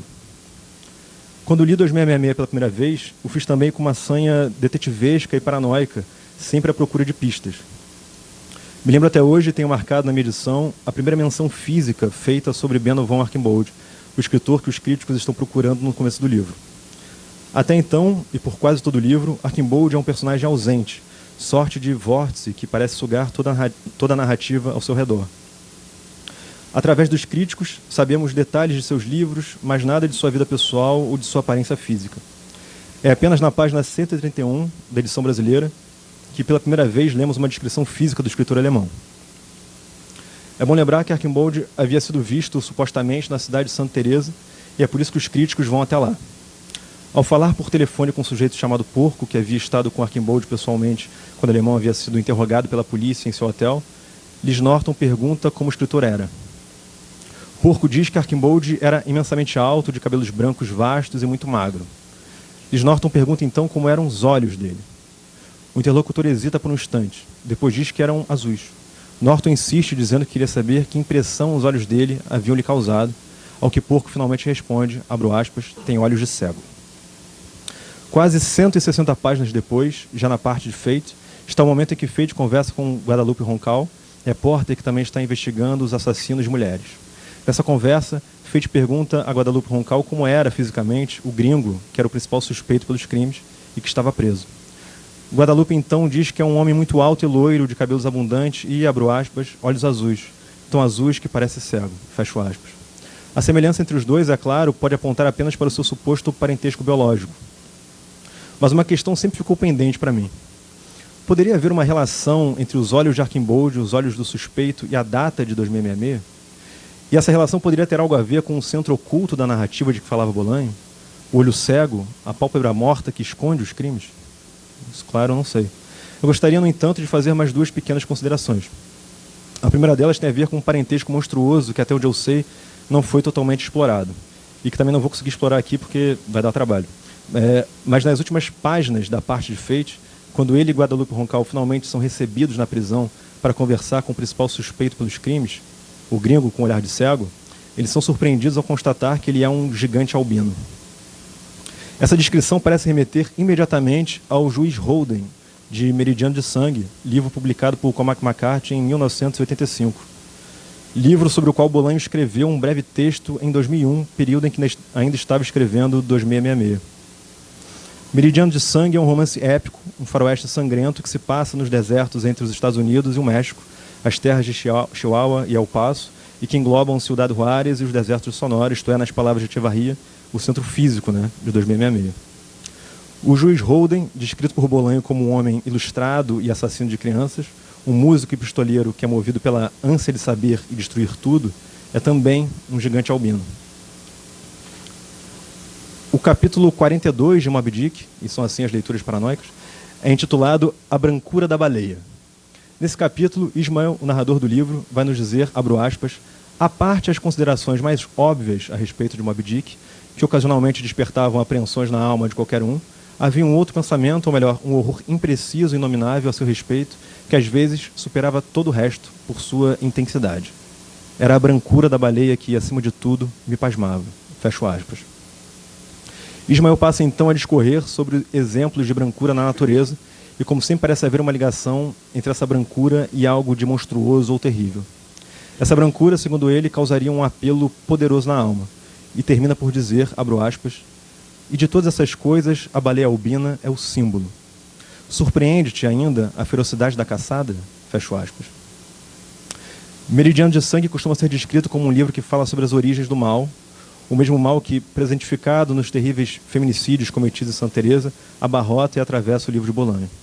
A baleia Moby Dick, por outro lado, costuma ser lida como uma metáfora para Deus ou como o demiurgo maléfico presente no gnosticismo, interpretação que aproximaria mais do Juiz Holden de Cormac McCarthy. A pergunta que fica, estaria no centro oculto de 2666 a tentativa de caçar esse ser monstruoso? Para terminar, eu gostaria de dizer apenas mais uma coisa. Ainda na nota, a primeira edição de 2666, Echevarria vai nos dizer, entre outras coisas, que o narrador de 2666 seria Arturo Belano, né? Isso é famoso. Bem, existe um personagem em 2666 chamado Olegário Cura Expósito, um jovem pobre de Vila Viciosa que é recrutado para ser segurança de um empresário metido em trambique. Olegário salva a mulher desse empresário em um atentado e se torna policial. Como sabemos, 2666 tem 260 páginas angustiantes dedicadas aos milhares de feminicídios ocorridos no México. Olegário Cura Expósito, cujo apelido é La Loucura, um nome maravilhoso, é um dos raros detetives realmente preocupados em dar fim a esse massacre. O terço central de Os Detetives Selvagens é composto por mais de 400 páginas de depoimentos fragmentados que tratam do desaparecimento de Arturo Belano e Ulisses Lima, que junto a um poeta, Garcia Madeiro, e uma jovem garota de programa, são perseguidos por um miliciano, foge de carro no ano novo de 1976. Os depoimentos são feitos por amigos, inimigos e conhecidos de Belano e Lima, que dizem tê-los visto em Israel, na Alemanha ou na Nicarágua. Ontem eu abri 2666 por acaso na página 529. Li o livro inteiro uma única vez há mais de 10 anos. Na página em que abri, La Loucura, entre o sono e a vigília, esgotado pelo trabalho, ouve vozes que lhe contam a sua genealogia. Tudo começa com Maria Expósito, uma jovem curandeira de Vila Viciosa que é violentada por um soldado e dá à luz a Maria Expósito, uma jovem curandeira que é violentada e dá à luz a Maria Expósito. São 4 páginas de genealogia marcada pelo sequestro e estupro de mulheres, até que uma jovem curandeira de Vila Viciosa, chamada Maria Expósito, encontra 2 estudantes do DF, jovens poetas perdidos em fuga pelo deserto. Eles viviam dentro de um carro e lhe falavam de uma revolução invisível que estava por vir, dentro de 5, 500 ou 5.000 anos. Nas palavras de Bolanho, todas as noites fizeram amor com ela, dentro do carro ou na terra quente do deserto, até que os 2 desapareceram. Desse encontro nasceu então Olegário Cura Expósito. Escondido entre os 2 livros, portanto, La Loucura parece ser o verdadeiro detetive selvagem, preso nesse labirinto de areia que é a América Latina. Obrigado.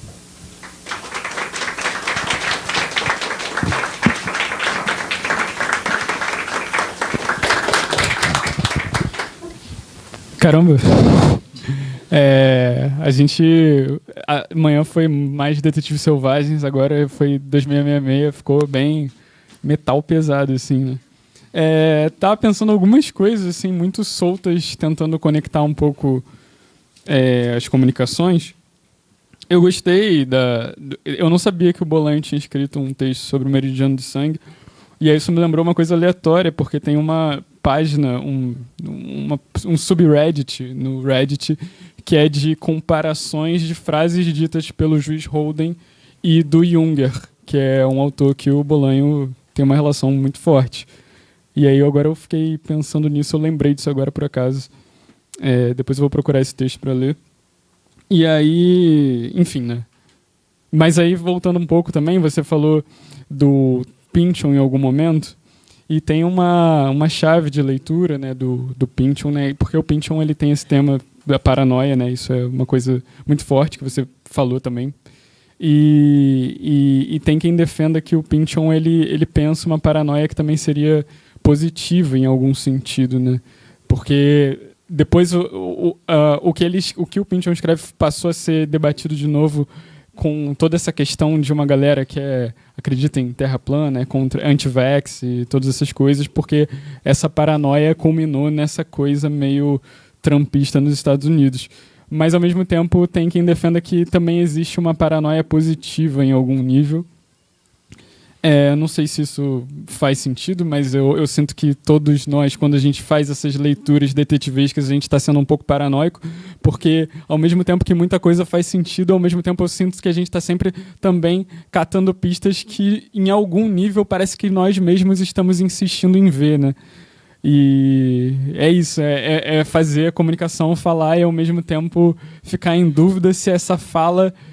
o sentido está sendo produzido ali mesmo e talvez esteja, mas até que ponto isso tem uma validade, até que ponto essa paranoia é necessária. E aí, até se essa paranoia também não seria, em algum sentido, uma resposta a esse tédio também, né? E aí, indo para a fala do André, que falou dessa questão do tédio, né? E aí eu volto também para o Junger, né? Porque o Junger falava que o tédio não é outra coisa senão a dissolução da dor no tempo. E o Junger, ele vai pegar isso para um viés que é um viés fascista em algum nível, assim, né? Porque ele fala que essa dissolução da dor no tempo ela é produto desse mundo do trabalho que se consolida hoje em dia, e ele dá como solução a vinda de um grupo de trabalhador que vai encarar a dor de frente e não diluída. E como é que se encara a dor de frente? Através da guerra. Então, a solução que o Junger dá é isso, né? É fazer a guerra acontecer, fazer a violência, que é isso, né? Que está ali também, né? Essa coisa da violência enquanto resposta ao tédio, né? Então, eu fico me perguntando se a paranoia é uma outra resposta, se existe uma outra resposta, se a paranoia é essa busca por uma outra resposta, porque parece que tudo nos leva a crer que estão se buscando respostas, e nessas respostas que estão se buscando está tendo a constatação de que a resposta geralmente é a violência, né? A resposta que acontece. E se é possível uma alternativa a isso. Enfim, são só coisas que ficaram na minha cabeça, não estão também fechadas, também não são respostas, enfim. Não sei se alguém quer comentar algo, senão alguém quer passar para perguntas, para comentários sobre isso. Ninguém quer falar, gente?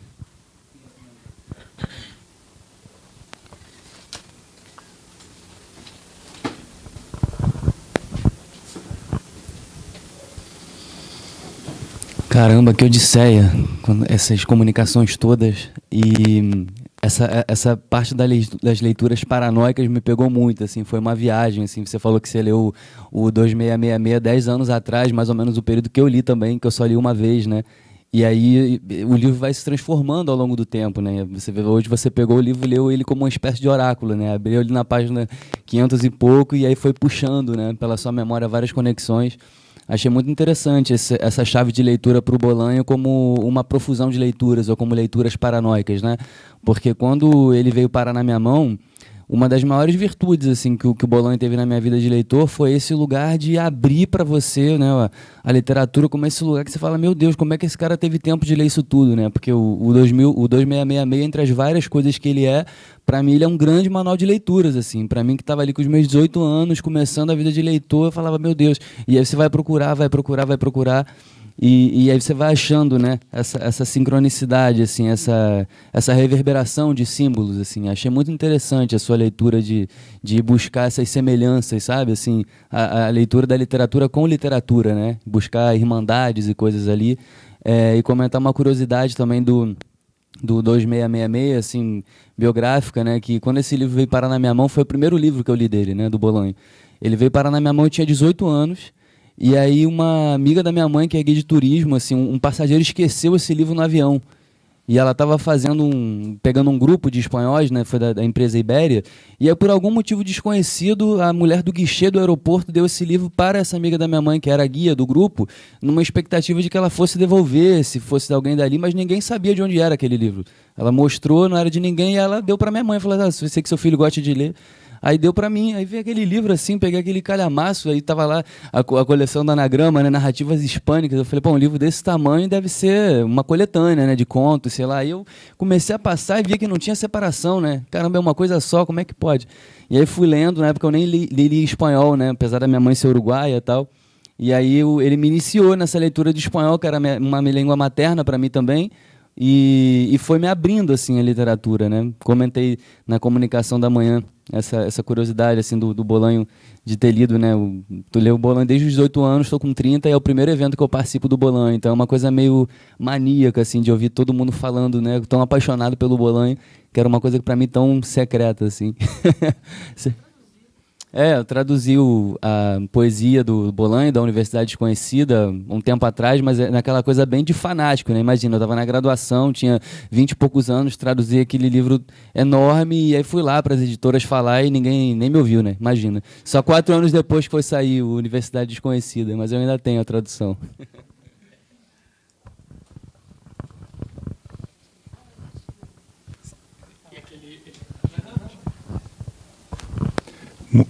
Muito obrigado. Parabéns a todos os 4 no painel. Foi excelente, realmente adorei.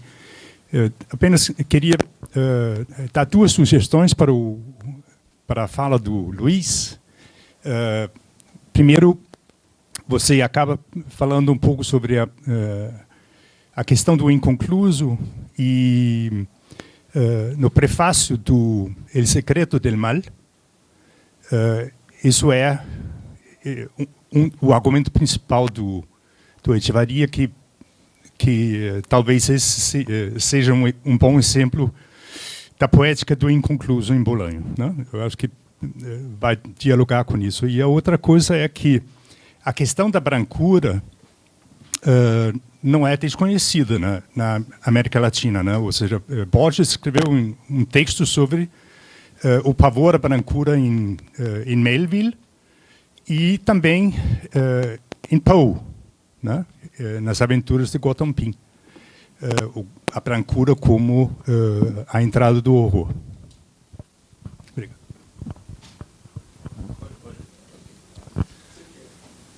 Ele quer falar? Não, eu queria perguntar para o Leandro... Só uma dúvida técnica, se você podia descrever um pouco mais a performance do artista. E para o Luiz Guilherme, uma mini provocação. Essa semana a gente teve uma notícia sensacional, não sei se mais alguém viu, de um clube de leitura nos Estados Unidos que depois de 28 anos terminou Finnegan's Wake. Eles liam uma página por mês. E se encontravam uma vez ao mês. Então, você falando dos livros que não acabam porque os autores morrem antes, ou enfim, são infinitos. O cara que fez esse clube, ele falando no Guardian, né? E no final ele fala assim, olha, mas a gente não terminou, não. Eles tinham acabado de começar de novo, na verdade. A gente não terminou e a gente... também não começou, então eu fiquei pensando no livro que não tem nem começo nem fim, você só entra, que nem a música, que nem a Mancha, você só entra no meio, talvez o Finnegan's Wake, o maior de todos, que começa no meio de uma frase, termina no meio de outra e se completa, enfim. Só rapidão, é engraçado você falar isso, porque eu cortei na citação do Bolanho, porque quando ele vai ler o Tadej do Lamborghini, no final da citação ele dizendo justamente que é um livro que ele acha bestial, maravilhoso, incrível, mas que ele nunca terminou de ler, e que ele sabia que não quer terminar, e que ele lia, quando muito, uma página por dia, em dias heróicos lia 2, que mais do que isso ele não conseguia aguentar, porque era muita coisa. Então acho que tem questões aí. Para o Cal eu agradeço, eu não sabia desse pós-fácil, o prefácio. O prefácio de Echevarria falando sobre a questão do inconcluso, claro, fazia sentido. Sobre a brancura, é algo que eu vou acabar tendo que escrever em algum momento, né? Porque a gente já conversou sobre isso. É muito presente também no Joca Rainer Sterron, que foi citado pelo Leandro. Inclusive, no último livro tem um minotauro branco. Ele também, com frequência, tem personagens albinos que são importantes. E acho que há uma leitura... E eu conversei com ele pessoalmente sobre isso, fui falando, listando, assim, meio maniacamente. No livro tal tem esse. Estava no bar, ele olhou assim para mim e falou, nunca tinha pensado nisso. Pode ser uma pegadinha, mas ele não sabe onde é que vem. Quem escreveu sobre isso foi a Ana Chiara. Ana Chiara, sobre a brancura no Joca. Muito bom. Nessa perspectiva. Muito bom.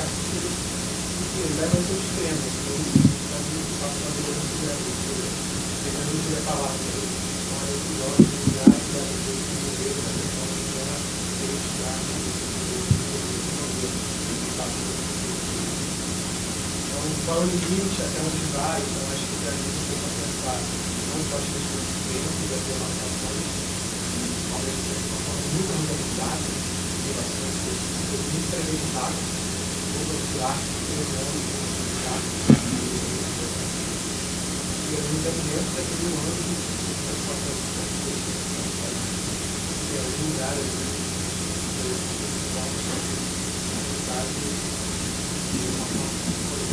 mas vale a pena registrar isso. Acho que a obra é curta, então dá para respirar.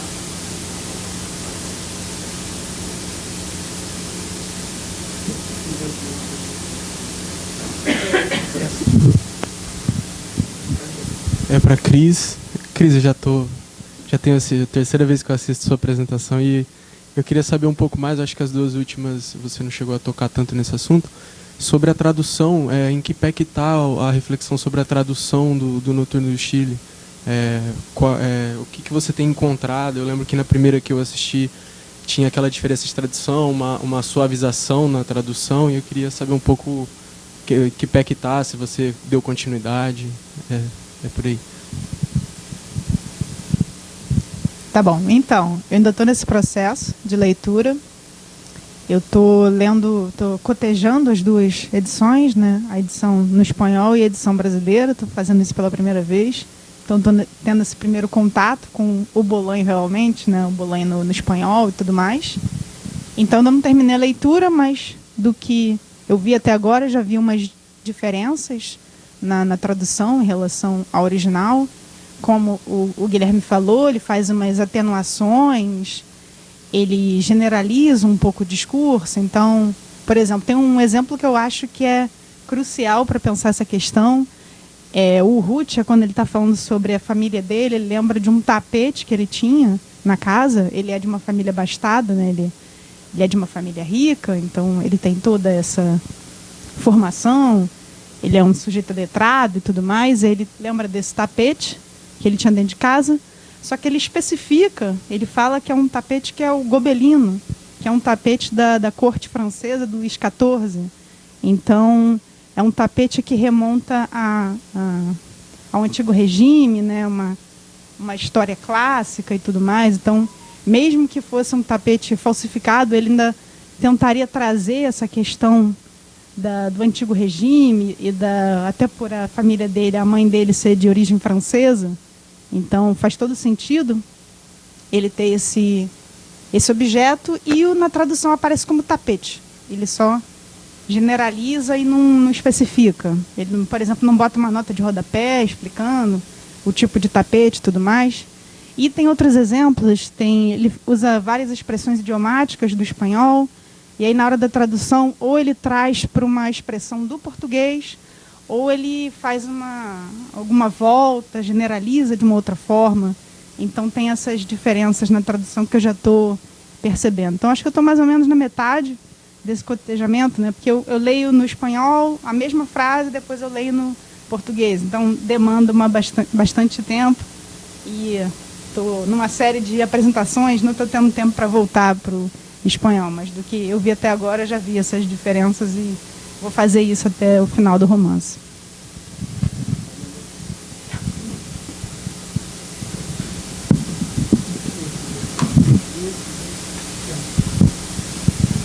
Mais alguém quer fazer algum comentário?